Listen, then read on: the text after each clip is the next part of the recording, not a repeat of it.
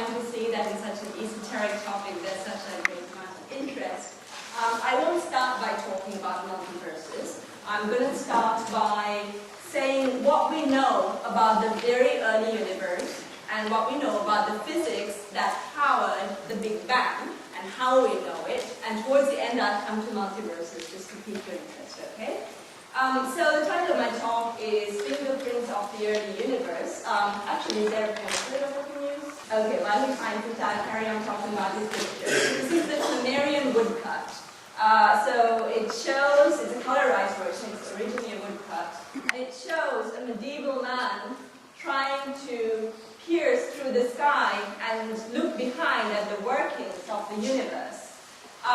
Cosmology, I'm a cosmologist. Cosmologists basically study the origin, the evolution, and the ultimate fate of our universe, the universe as a whole.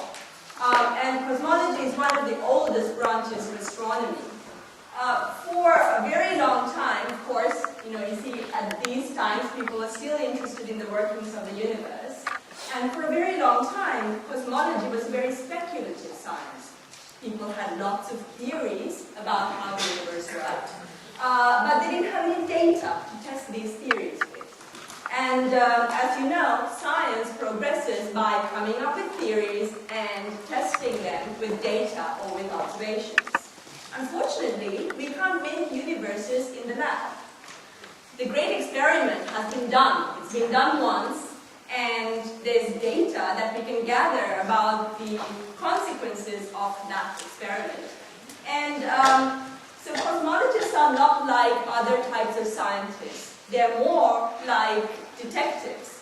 We are looking for clues about the physics of the early universe in the data. And we are trying to piece together these clues into a coherent picture, like detectives. Okay. So what's happened in the last 10 years? So cosmology used to be this very speculative branch of science. It wasn't even taken very seriously. And the picture completely and dramatically changed within the last 10 years. And that's because we suddenly have an enormous flood of very high precision data coming from the very early universe, coming from galaxy surveys. And we can use the precise information printed in this data to actually test our theories. So I'm going to start about talking about the history of the universe, and I'm going to go from the initial time, t equals 0, to today. And I don't know if you know that the universe is very old. It's 13.7 billion years old. So I'm going to summarize what we know about the history of the universe, starting with the Big Bang. So the Big Bang is the name given to time equals 0. Okay? As far as we can tell, that's when the expansion of our universe started, and it happened everywhere at the same time. The details of this time are not very well known, and they're currently, and possibly forever, beyond the reach of any cosmological probe. We just don't have data there. So the name given to this time, which we can't really describe, is the Big Bang. However, already, only a tiny, tiny instant after the Big Bang, we can start to build physical models of the universe. So you see here the very early universe, and that's time less than a 0 and a decimal point, followed by 32 zeros there, okay? So that's a very, very tiny fraction of the age of the universe. And back then, the universe was a very hot place. That means that the physics were very high energy physics. You probably heard about the Large Hadron Collider, right? The LHC, which is taking data at about 7 tera electron volts. That's testing physics at very high energies. Okay? This is much, much, much higher than that, by factors of million or billion. Okay? So the physics back then were very exotic. They're not the physics that takes place in this room or in our galaxy. They're very high energy physics. And we think that all the forces of nature were unified into one force back then. So also back then we think that this very exotic period of rapid acceleration of the expansion of the universe took place. And that's called inflation. So inflation is not what happens in the economy today. It's a different idea, which means that the universe expanded for a tiny fraction of a second, about that long, at a speed faster than the speed of light. So you probably have heard that you can't actually move faster than the speed of light, and that's true. However, the whole of space-time can expand at faster than the speed of light. You just can't exchange information faster than the speed of light. Okay, so this is the time that we think that all the little initial density fluctuations in the average density of the universe were laid down by some exotic physics that took place back then.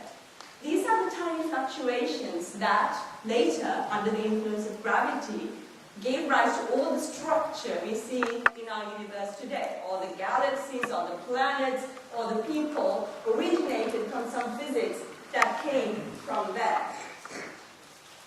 Then we get to about 3 minutes. So this is a very important time for us human beings. We are made of atoms, and that's when atomic nuclei form. So we had neutrons and protons and electrons, and atomic nuclei formed out of these.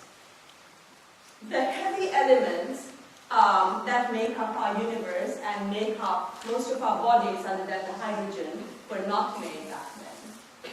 The early universe made a lot of hydrogen, about 25% helium, and a little bit of lithium, but nothing higher. Everything that are higher order than lithium came later. They were cooked inside stars. So the universe was still dominated by photons, particles of light, radiation. That light was very, very high energy. And the universe was still opaque, and that's because of the following reason. So even though there were atomic nuclei there, they were not neutral. The electrons were separated from these nuclei. And so it's like a plasma. And light interacts with electrons. The process called Thomson scattering. That sounds like a complicated word, but all it is that if I'm a particle of light, a photon, and I'm trying to move around in the sea of electrons, I'm constantly scattering off the electrons. I can't get very far. In fact, I can't get more than a microscopic distance before I scatter off the electron. And so the universe was opaque, and these photons, these particles of light, did not propagate very far. The next great event in the history of the universe took place about 380,000 years after this initial time. And this is a very important time for cosmologists, because that's where we get our first data from. Okay?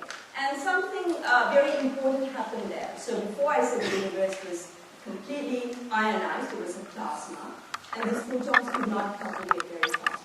However, the universe continues expanding, and as it expands, it cools. And the photons have a wavelength associated with them. As the universe expands, the space-time fabric stretches the wavelength of these photons. So you probably know that if the wavelength is very short, that's a very high energy kind of light. If the wavelength is longer, it's a lower energy kind of light. So back then, at this time, the radiation was finally free from the electrons because the universe became neutral. The scattering process didn't have enough energy to keep it going. The electrons fell back into the nuclei to make neutral atoms, and this light was finally free.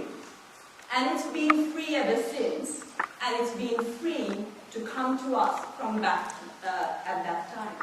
There's light from that time in this room. I guess it's becoming a little bit harder to talk about this because all of you probably have digital TVs and you have no idea what I'm talking about. But if you have an old-style analog TV and it's not tuned to any station, you see a snow in that TV. And about 1% of that snow is light from this very early time. It's the earliest light we can see. The temperature of this so-called cosmic microwave background was back then about 3,000 Kelvin. That's 3,000 degrees above absolute zero. And the subsequent expansion of the universe has stretched out the wavelength of that light to make it about 3 degrees above absolute zero. That's very, very cold. So 3,000 Kelvin corresponds to very high energy particles, gamma rays, or very high energy gamma rays. Now, because it's 3 degrees Kelvin, that means the wavelength has stretched out so much that this light is now visible in the microwave. So that's why it's called the cosmic microwave background radiation. And so this is usually abbreviated C and B. So if I say C and B later, I mean this cosmic microwave background. This radiation is uniform across the sky to 1 part in 100,000. And so it's mostly uniform. It's got these tiny little fluctuations. And these fluctuations are the origin of all the structure in the universe today. I'm going to, let me see, okay, it's a video. I'm going to lower the light levels in here so you can see this properly. See if this works. Please don't go to sleep, it will come back up and then you will do your videos, okay? So this is our galaxy. It's not our galaxy actually, I couldn't take a picture like that of our galaxy. That is a simulation of the Milky Way. And you probably know that we live in a spiral arm about an outer spiral arm, something like that. And it's going to like zoom in and yes, okay, it's going to zoom in, and you're going to see the Earth, and we observe the sky from the Earth, so it's like a sphere around us, and it's going to show this structure where that's the plane of the galaxy. It's opened up, so that's a map of the full sky. It's going to go through all the wavelengths, and the sky looks different in these wavelengths. We get to the microwave. If you had microwave eyes, the sky would look like this. Now we turn up the contrast by a factor of 100,000, and you see these little spots appear. Okay? These are tiny, tiny fluctuations in that background. This red band across here is our galaxy. Our galaxy emits also in the microwave. So we have to look through our galaxy to see these little splotches. And these little green and blue spots are tiny little fluctuations in the average temperature of the photons from this cosmic microwave background. They're slightly hotter or colder than the average by 1 part in 100,000. So the lights will come back up so you can wake up now. And okay, so if you had eyes in the microwave, it's actually much brighter than it was. Can you see it back there? Okay. Alright, so if you had eyes in the microwave, you would see this uniform radiation that's basically featureless. And that is 3 degrees above absolute zero. This was first detected by a pair of radio engineers in 1965. They were working at Bell Labs, and they had this radio telescope. It wasn't observing the early universe. They were not theoretical physicists, or they were not cosmologists. It was a commercial effort. And they had a hiss in their telescope. And whatever they did, they couldn't get rid of this hiss. They looked at all possible sources of problems with this electronics, couldn't find anything. In desperation, finally, they thought it must be pigeon droppings inside their telescope. So they had to actually climb in and dig out these pigeon droppings. The hiss remained. And so then they went down to Princeton University, which is quite close, and they found that the cosmologists there had been trying to detect this hiss, and it was the hiss of this microwave radiation from the early universe. So, they got the Nobel Prize for their trouble, because this is one of the most important scientific observations ever. This is the light from the early universe.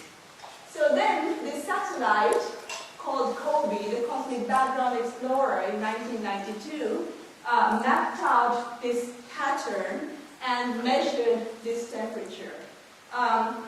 this light corresponds to something called the black body spectrum. Have you heard about what that is? It's a spectrum where it can be assigned a single temperature, and this is the most perfect black body in nature. We cannot make a black body this good in the lab, even today. It's the most perfect thing. And so this experiment measured the temperature. It also started to measure these fluctuations, which were deviations from that 3-degree temperature at the level of 1 part in 100,000. And that was also a dramatic measurement that earned this experiment the Nobel Prize. So these fluctuations represent, like I say, the origin or the structure of the universe. And then in 2003, the second satellite called WMAP mapped out the fluctuations to quite high resolution. So it's like putting on a higher resolution on your microscope, and you see this pattern start to emerge. So just to remind you, this is a map of the full sky. It's a projection, that's like an elliptical projection, and the galactic plane is across here. Okay, so let's go back to our history. So now we've jumped from 380,000 years after the Big Bang quite a lot. Now we get to about 1 billion years. And so, okay, the atoms have formed, the universe has become neutral. The CMB radiation is free streaming through that universe, but there's nothing else to provide light now. The universe is dark. The radiation keeps being stretched out and therefore becoming cooler and cooler. And that means that matter starts to dominate over radiation. Eventually the first stars turn on and they emit a lot of very high energy photons, UV light. And that ionizes the universe again. Okay? And these first stars and the first galaxies eventually form. And the universe keeps evolving like that. And now we get to the modern universe. It's 13.7 billion years old. There are stars and galaxies and clusters of galaxies everywhere. And there's a lot more dark matter that we cannot see. So this is like, the galaxies are like the tip of an iceberg. There's a lot of mass under the water that we can't see, but we can see its influence gravitationally. And that's very precisely measured. We also see that there is also a mysterious component called dark energy, and that started to dominate the energy of the universe a few billion years ago. And this is a very mysterious substance. And this dark matter, there are extensions to the standard model of particle physics that could account for a particle type of dark matter. And this can be tested, for example, at a Large Hadron Collider. Dark energy, we just don't have a clue. It seems not to react like dark matter. It interacts differently, gravitationally. In fact, it seems to have an almost anti-gravity effect, pushing the universe apart. And it could be that this is Einstein's famous cosmological constant, which is the vacuum of empty space, vacuum energy of empty space, or it could be something else, but we just don't know. But it is controlling the expansion of the universe now. So, the more data we have been led to this bizarre picture. This is the makeup of the universe today. Visible matter, that's everything we know, everything described by the standard model of particle physics, is only about 4% of the contents of the universe. About 26% is dark matter. It has been theorized since the 1930s, and it's known since the 1970s and very well measured in many different regimes. And this was the dark energy, about 70%. We suspected since the 80s, and it's been measured precisely since 1998. In fact, this is now so well established that this year, last year now, the Nobel Prize in Physics went to the discovery of the effects of dark energy. There's also 0.01% radiation, and that's mostly in the cosmic microwave background, which is still there, still being stretched out and cooled at 3 degrees. So I'm going to dim the lights again and show you a movie that summarizes this story that I told you about the universe. So, let's see. Okay, that's a cosmic microwave background. We are going to zoom in to a cold spot about here. A cold spot represents an overdensity of matter at 400,000 years after the initial time.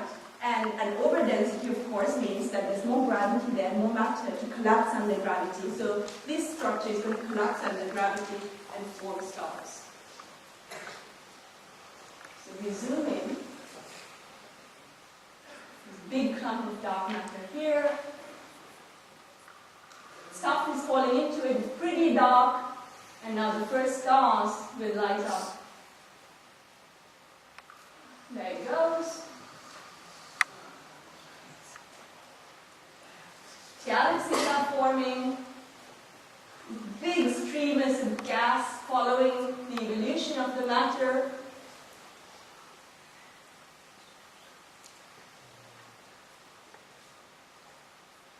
And here we are today, or this is the WMAP satellite.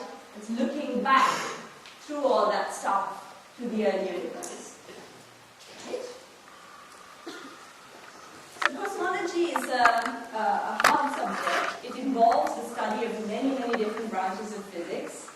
And it also comes with a lot of maths. So it's quite a challenge to describe what's going on precisely without the aid of maths. But I'm going to try, and one of the aids that I'm going to use is this so-called space-time diagram. So this might be a little bit complex, but I try to explain this well. Okay, so on this axis is time. So that's us today. Okay, and I can't represent 3 dimensions of space here in this diagram, so it's all been collapsed into 1 dimension. So that's space, right? So this line is the Big Bang. It's initial time. And from the Big Bang till 380,000 years after this initial time, the universe was opaque. It was completely ionized. And this surface here is when the photons light stopped scattering of the electrons and was able to roam freely. So this is called the last scattering surface. Okay, so the universe is completely plasma here, and it's neutral here. And from this surface, light has been able to come to us. Now here's an important thing here. I said you cannot exchange information faster than the speed of light. Okay? So there's an important thing on here called a light cone. If you're within this light cone, information from the last scattering surface has been able to reach us here during the subsequent history of the universe. If you're outside here, we can't communicate with that. Okay, so this represents everything we can observe. So I said that the CMB is the first light we can see, and you can try to understand that with an analogy to looking at the surface of clouds, on a cloudy day. Okay, so there's the sun behind the clouds, and the sun is sending a lot of radiation towards the Earth. However, we can't see the sun behind the clouds because all the light from the sun is scattering of particles in the clouds. However, there's no scattering between the surface of the clouds and this guy's eye, right? So light from here can reach us here. So we can see the surface, but we can't see past it. And this analogy to the cosmic microwave background.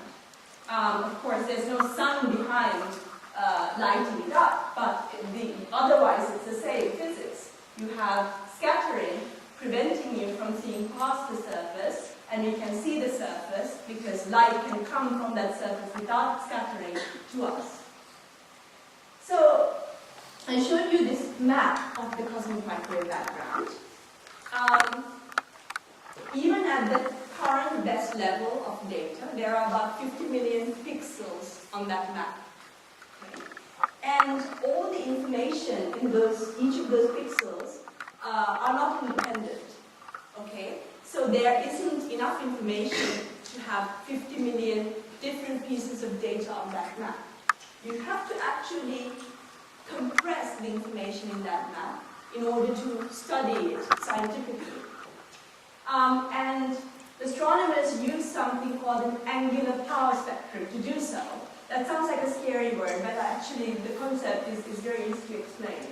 So imagine that I choose some separation of angles. Okay, so my hand is pointing there, the other hand is pointing there on the sky. I multiply the temperature over there with the temperature over there. And I do that to all of the possible angles at that angle, and I average the temperature. Then I move to a different angle, okay? So that results in a waveform like this. This is a bit complicated, so bear with me. So on this side, we have larger scales, by which I mean larger separations on the sky. This is points separated on the sky by 90 degrees. Okay? And these are smaller scales, that means points separated by very, very small angles. This peak over here represents a feature of the sky where there is the most power. Okay? And that's at about 1 degree separations. Does anyone know the size of the full moon on the sky? It's a half a degree, okay? So this is about twice the width of the full moon on the sky. And at that scale, there is a feature that most of the power in this pattern of hot and cold spots is there. And there are these other peaks as well. This is 0.25 degrees over here. And the fact that there is a pattern of angular scale dependence here is really important.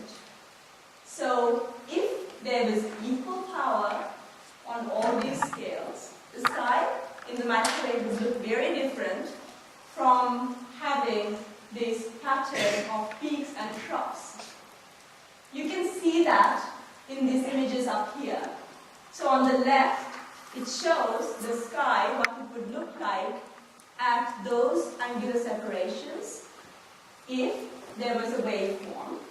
And on the right, it shows the sky as it would look like if there was equal power over those angular scales. So on these very, very large scales, the sky is basically, the power is basically flat across there. There's a small shape here, but it's still basically flat. So this left-hand side is roughly the same as the right-hand side. At 1 degree, you can see that the sky looks very different from the way that it would look if there was flat power across there. And the same with these very small scales. So what you see imprinted in this pattern is basically a cosmic tug of war. It's a tug of war between gravity on one hand, which is trying to make structures collapse, and the pressure of the radiation and this gas of electrons, which is trying to make structures push up, like a balloon is held up by the pressure of the gas inside it. So there's a force making it collapse, there's a force making it expand, and that sets up literally a sound wave in the early universe. And this sound wave is actually imprinted on our sky in that pattern that I showed, the waveform. So here's another movie that I've got here. And what this is going to show, this is about a 10 degree by 10 degree patch of sky simulated. And it's going to evolve to show how the universe would have looked if light could move through it, if it was transparent. Of course it's not, as I told you, but if it was transparent and you can actually see what's happening, this is how the universe looked between 100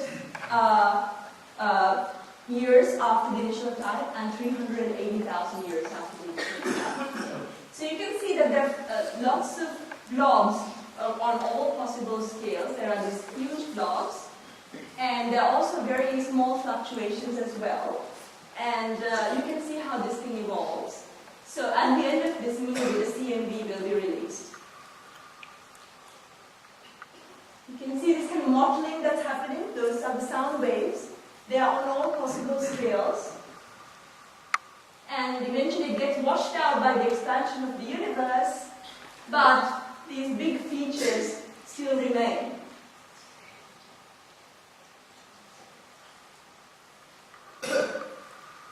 So, this cosmic microwave background, in particular these features on it, are a cosmological fingerprint.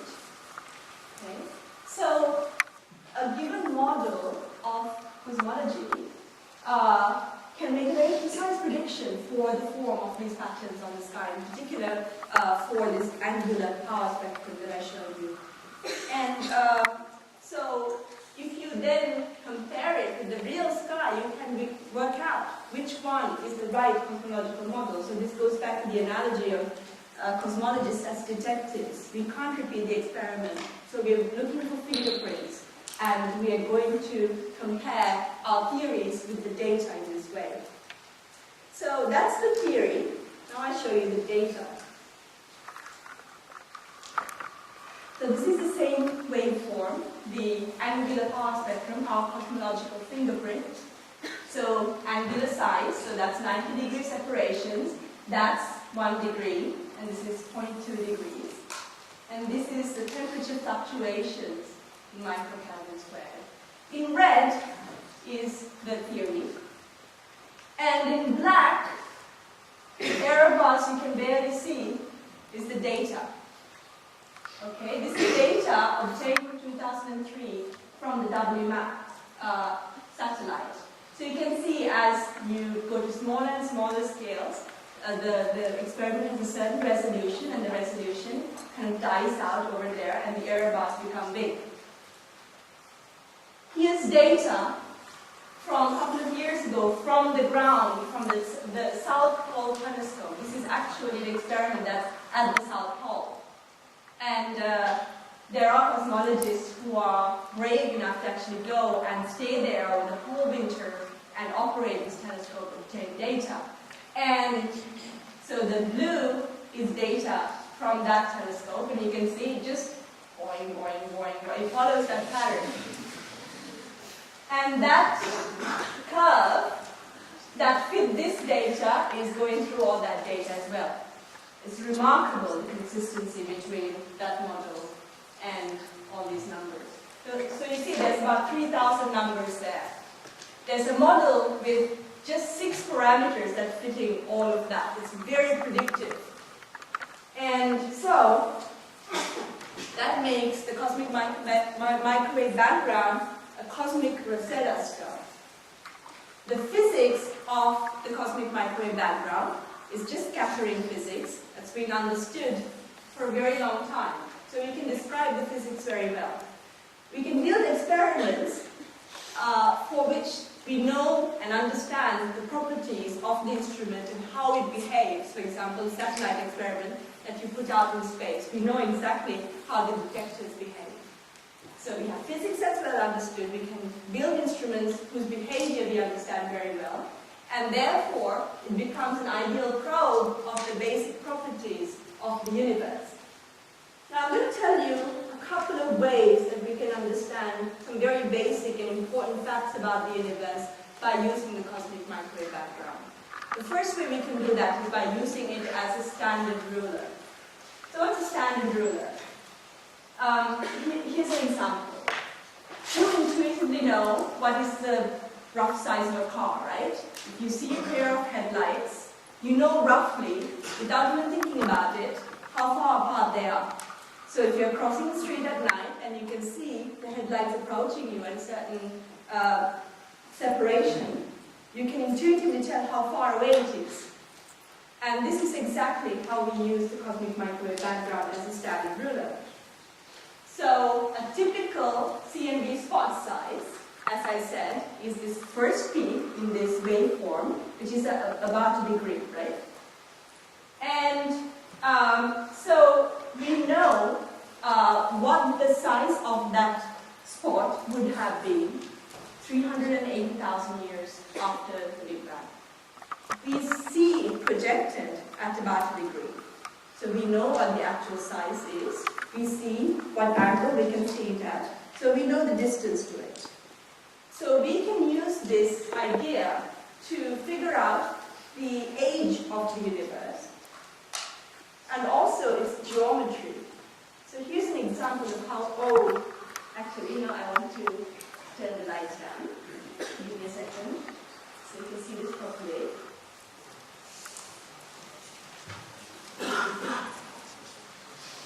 Okay, so it's going to show how the cosmic microwave background with the same size of spots will appear projected differently when the universe has a different geometry. This is a Euclidean geometry. So it will be projected about that size on the sky. And the same sky will be projected to different sizes if the universe was spherical or saddle-shaped. So these are properties of space-time which could be called open, flat, or closed. And you can see this exact same size spots are projected to different sizes on our sky in these models. So now the data picks out this model. Okay? So that's one of the ways that we can use the CMB as a Rosetta Stone. The same kind of modeling has measured the age of the universe to be 13.75 plus or minus 0.11 billion years old. That's how precisely we know the age of the universe through these measurements. That's the most accurate age of the universe, and it's actually in the Guinness Book of World Records. And this has only been possible in the last 10 years. Okay. So I talked about the data and how we can actually use this cosmic microwave background data to figure out basic properties of the universe that mankind has been trying to understand, ever since people could probably look up at the sky and see what was there. We figured out the age of the universe. We figured out its geometry. We figured out what's in it. There's this mysterious dark matter and dark energy and so on. We can also try to understand, using this data, what is the origin of all the structure in the universe. So, in this graph, along here there's time, so that's us today, 14 billion years. And along here there's the fractional energy density in various components of the universe. And again, I think I'll dim the light so you can really see this properly. I've colored this graph so that what's dark is stuff you can see and you can measure the properties of, but we don't understand the physics. Okay? So when it's white here, that's stuff we understand. That's a standard model of particle physics which is being tested every day to higher and higher precision, for example in the LHC. So that describes radiation and baryons, atomic matter, stuff we're familiar with. Then there's this grey bit here, and that's the dark matter. And I made it grey because even though we haven't detected the particle that makes up dark matter, there are lots of very well motivated theories for the particle origin of dark matter, which can be actually tested in the lab and probably will be tested in the next few years in the LHC. Dark energy I've colored in well, dark. Because we don't understand the physics of it. We think it might be, for example, the vacuum energy of empty space. But we can't make that stuff in the lab, and it's very, very hard to figure out what is the physics behind that. We've seen interacting gravitation, so we know it's there. It's good enough for the Nobel Committee to accept that this is a big problem and award the Nobel Prize for it. So now as we go further and further back in time, we go to higher and higher energies. So I said the LHC operates at a beam energy of about 7 tera electron volts, TeV. And that's about, I don't know, there. This is very, very, very high energies. And here, it's 10 to the 15 GeV. It's a very, very high energy. We could never test physics at those energies in an accelerator experiment. Even if you had one the size of the solar system, you could not do that. So how can we figure out the physics there? Because that's where we think these primordial fluctuations, that was the origin of all the structure in the universe, were created. So the physics here are left imprints on the cosmic microwave background. We see it when we look at the cosmic microwave background. So actually, before any precision measurements whatsoever, just looking at that pattern, you can see that there's something very dramatically wrong with our understanding. And that's what I'll call the horizon problem. So light travels, as you all know, at a very high but finite speed, and nothing can travel faster in the universe than light. Not even superluminal neutrinos. Now it's been discovered that the superluminal neutrinos were due to someone didn't plug in a cable properly into the computer or something. Yes.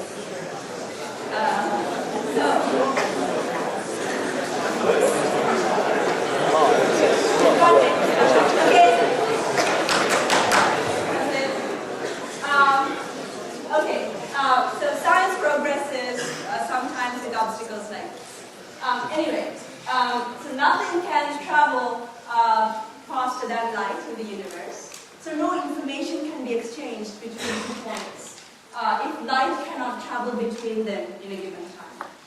Okay, so you look at the cosmic microwave background sky and immediately you see dramatic problems. Okay, in the standard Big Bang model, the horizon scale, I'll explain what that is, at the time of the release of the cosmic microwave background, 400,000 years after the Big Bang, subtends about a degree. Okay, so a horizon, what is that? The horizon relates back to that picture I drew, the space-time diagram. And cosmological horizon is the distance within which you can exchange information by passing light rays. Okay? So you can't exchange information any faster than that, right? So it's the part of the universe that's connected by information transfer. You can't see what's outside it because light from outside it hasn't had time to get to you yet. Okay, so that's the meaning of horizon. So in 1 degree patches on the cosmic microwave background, we can exchange information. For example, a spot over there can tell a spot over there that its temperature is low. And perhaps somehow, using some physical process, which doesn't involve information transfer faster than light, their temperature can become the same. Right? Okay. A spot over here cannot exchange information with a spot over here. Yet their temperature is the same to 1 part in 100,000. That's a huge problem. Let me just put it to you in a way that perhaps you'll get. Okay, so imagine that there's a big class like this one, and the teacher assigns you an exam where you have to write an essay which is 100,000 words long. Right? And at the end of the exam, the teacher gets your essays back, and they're identical, except perhaps one word out of the essay is different. There has to have been communication between you. Okay? So hopefully that analogy doesn't apply to any of you in this room, but that's what the sky has done. So spots over here have exchanged information with spots over there, even though there's no possible way that they could have done that. Somehow they cheated. So what is the problem? That's the horizon problem. You can illustrate this with the space-time diagram that I drew earlier. So that's us today. That's the last scattering surface. And this is our past light cone. So as a reminder, the past light cone is the surface from which light could have reached us during the history of the universe. This yellow triangle is the horizon in the standard hot Big Bang model. So if you are in the yellow region, you can exchange information. But notice, this side, this is the sky, right? This is the full sky. This side of the sky and this side of the sky are not connected by yellow. That means they could not have exchanged information during the history of the universe. And yet, the temperature here is roughly the same as the temperature there. So this is solved by a very elegant addition to the standard Big Bang. I mentioned it briefly earlier. It's called inflation. And it's accelerated super expansion. So you cannot exchange information faster than light, but space itself can expand faster than light. And that's what seems to have happened. So this is time after the initial time. So that's where we are today. This is the radius of the universe, or the radius of the observable universe, I should say. In the standard Big Bang expansion, it's expanding, so it's becoming bigger and bigger and bigger. So in the past, it was small. So in the standard Big Bang, it was a certain size at this very, very early time. What inflation did was to make it expand much, much, much faster. In something like 10 to the minus 32 seconds, it expanded by a factor of 10 to the 30. That's a big, big factor. So it's a big growth spurt. So at this very early times, it was actually much, much smaller than we had been thinking it was. So stuff was much closer together than we thought it was. And therefore, it was able to exchange information to make the temperature the same. So this is the inflationary resolution of the horizon problem. So remember, that's a last scattering surface, that's a CMB. This is our past light cone. That's the part that was connected by exchange of information through light in the hot Big Bang, so that was the problem. But the actual horizon with inflation is much bigger. So stuff over here is talking to stuff over here using exchange of light. So this idea is very elegant. It actually solves not just this, but some other problems with the hot Big Bang. And it's usually modeled as a so-called scalar field evolving in a potential. Now that sounds like some horrid maths, but you've probably done the maths that can describe the basic properties of this thing, the interton. The motion of the interton is completely analogous to a ball rolling downhill with friction. So, other than solving this horizon problem and some other classical problems of the hot Big Bang, it also gives you a method of generating structure. Okay? So, now I am going to bring in the lights and show you another movie. Alright? So, during inflation as quantum fluctuations. And then the expansion of the universe stretches out these quantum fluctuations to macroscopic or large scales. So it's hard to visualize what that's doing. So I found this, this is actually from an ad for TVs. And what they did, they took all these bouncy balls and they released them in the hills of San Francisco. You can see the balls are not just uniformly rolling down the hill. There's fluctuations in them at all different scales. So these are like quantum fluctuations in the early universe. And pretty cool, huh? Okay, so it provides this way of generating the structure that's in the universe. It was actually the quantum mechanics in the early universe that's writ large on our sky. But inflation is also very predictive. It tells you something more than just, oh, there were quantum fluctuations. It makes precise predictions for the frequency of those fluctuations. So frequency can be wavelength, 1/wavelength, right? And it can also be frequency in terms of sound.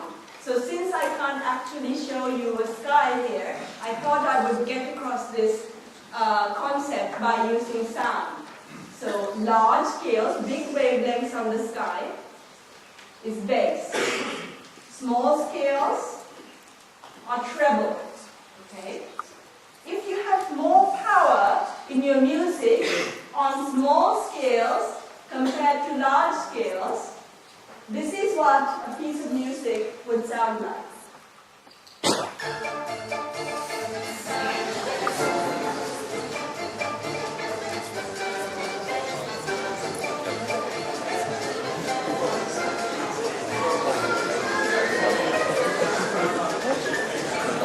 Okay.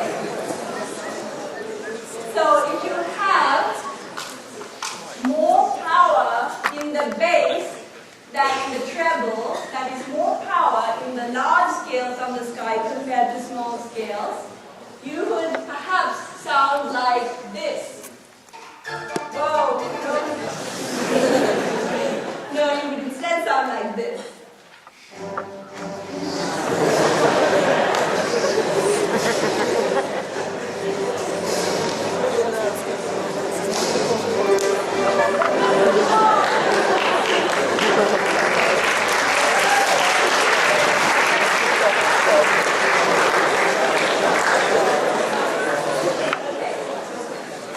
But that's not what inflation predicts. Inflation is not evil. Inflation predicts roughly equal power on all scales.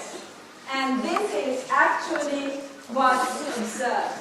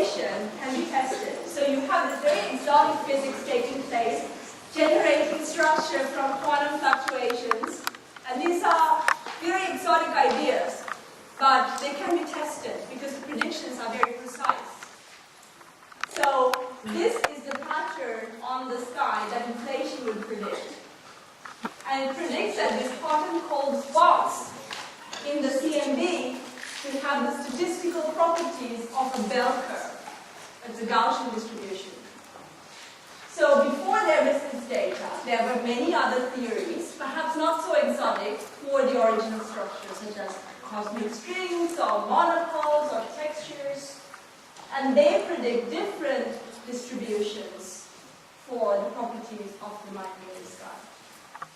And those theories are now dead. This exotic theory has so far satisfied all the observational tests that we can throw at it.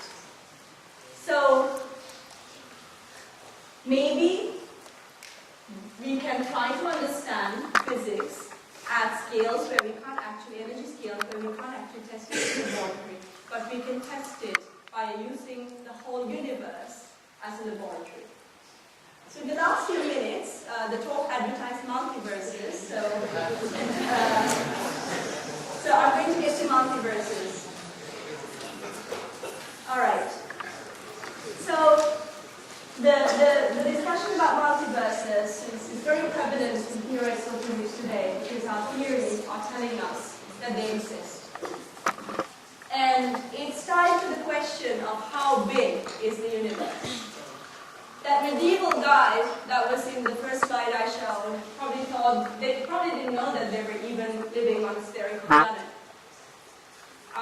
Then we discovered that we live in a solar system, then we discovered we lived in a galaxy and that there are other galaxies and then billions and trillions of other galaxies. The universe keeps becoming bigger and bigger and bigger. Okay?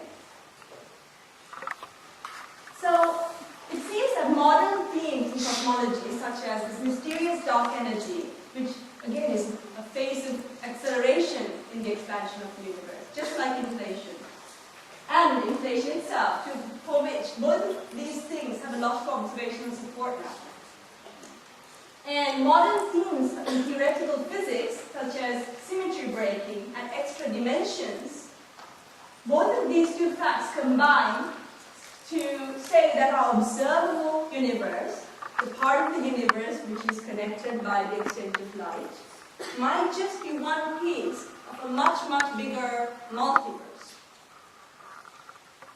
So, the physics behind this basically comes about because of our best theories of physics, high-energy physics, have more than one solution. That means that the universe can be in different phases. Here's an example of a phase transition. Water has at least 3 phases, right? It can be a liquid, it can be a gas, and it can be ice, but let's ignore that. So it goes from liquid to gas. You have observed this phenomenon every morning when you make tea or coffee. And it does it by forming bubbles, right? It doesn't go simultaneously from being a liquid into a gas. It forms bubbles of gas, and then those bubbles are surrounded by steam. This is what the universe does if there's more than one solution to the equations of theoretical physics.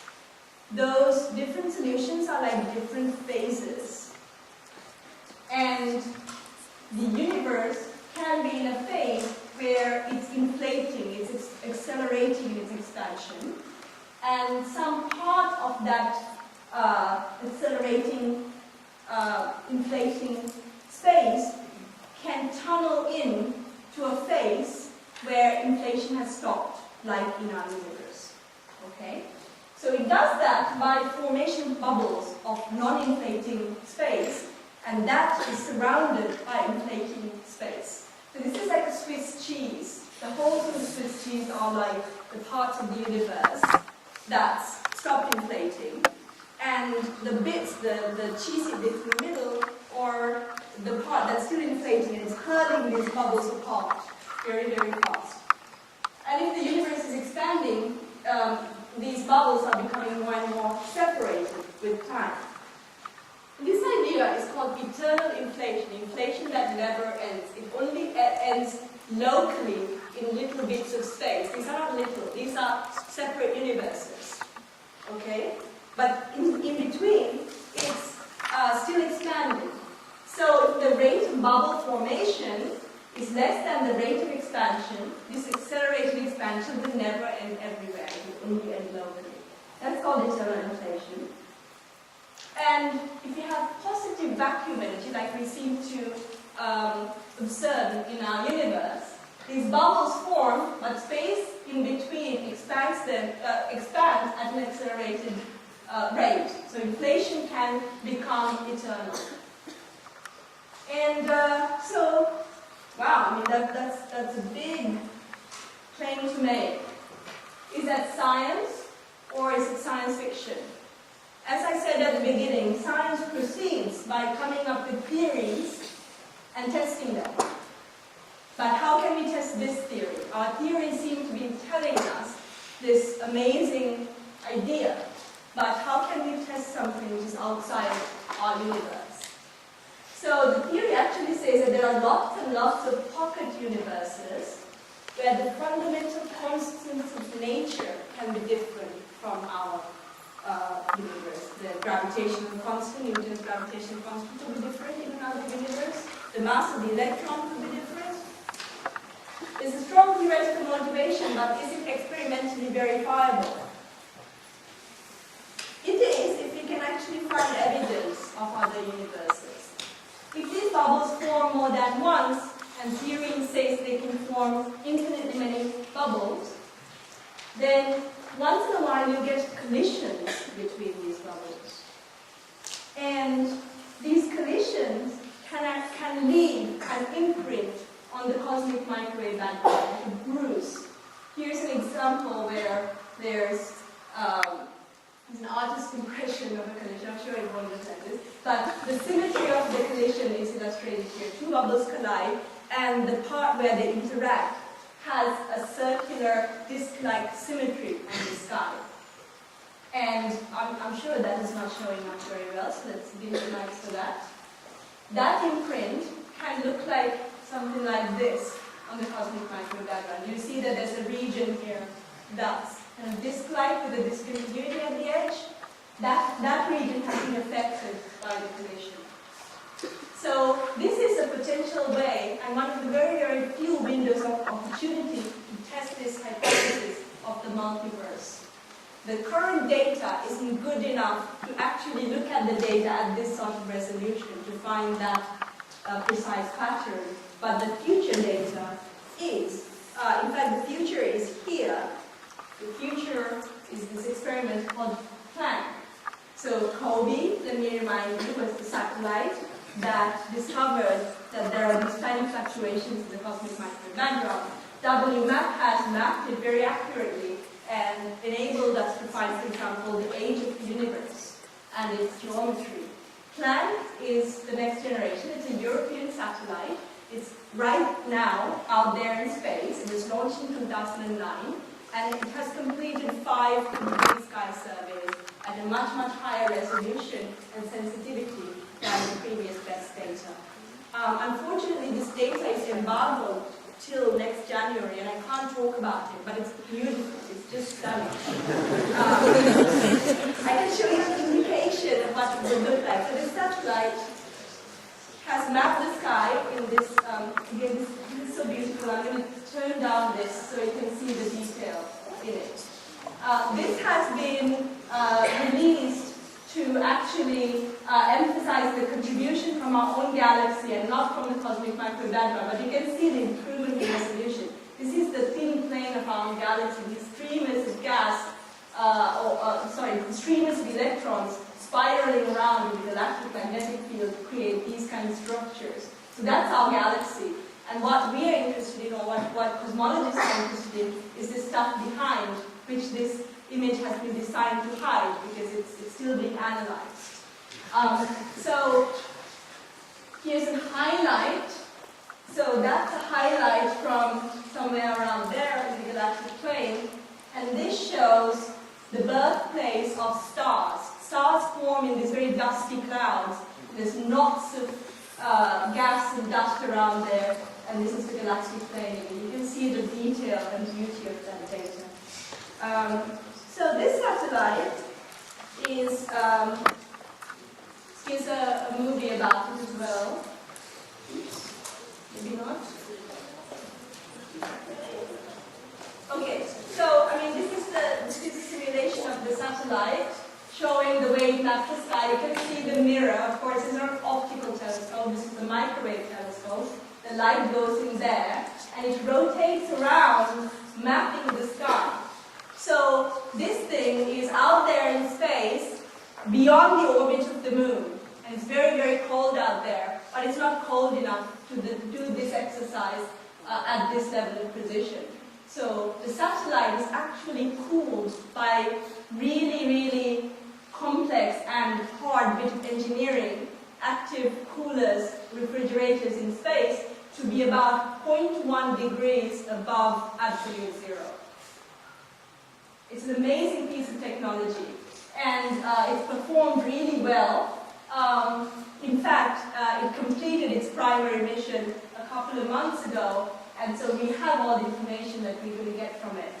And it's being analyzed very actively at the moment. The job it's doing is like, imagine there's a rabbit on the moon, okay? And it doesn't matter whether it's alive or dead, it doesn't make much difference. And you are trying to measure the temperature of that rabbit from the Earth. That's how hard the thing it's trying to do is. And so this satellite will hopefully answer some of the questions about the early universe that I mentioned earlier. So this is my modern version of the Flammarion woodcut that I showed you before. We have all this data, and we're trying to peer behind the curtain to see what is the physics that gave rise to the Big Bang. Thanks a lot.